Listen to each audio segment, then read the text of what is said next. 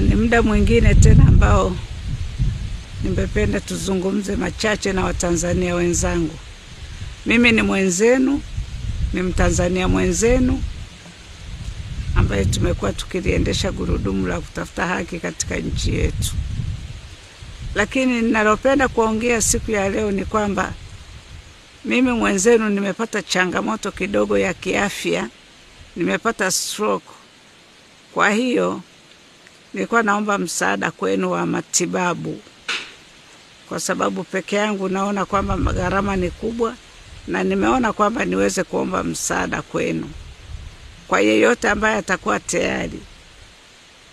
Sio kwa sababu ziwazo zote zile, kwa sababu ya Utanzania, kwamba ni Mtanzania mwenzenu, nahitaji msaada kutoka kwenu. Kwa hiyo kama mtaweza kunichangia nitashukuru, na yule ambaye anaona kwamba haiwezekani awe na amani tu, usiwe na sababu yoyote ya kusema kwamba ni lazima. Hapana, ni hiari.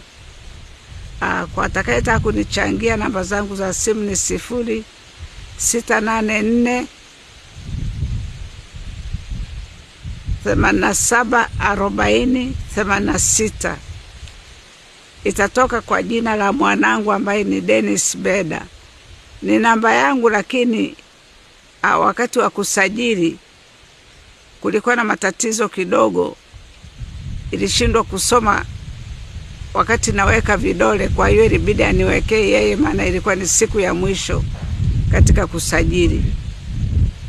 Kwa hiyo ndio maana inatoka kwa jina lake. Kwa hiyo kama nilivyowaambia ni 0684 87 40 86. Atakayeweza kunichangia chochote nitashukuru. Mungu atambariki. Ni hayo tu. Nimepata changamoto ya kupata stroke na inahitaji matibabu makubwa kidogo, hasa kwenye upande wa mazoezi. Asanteni sana.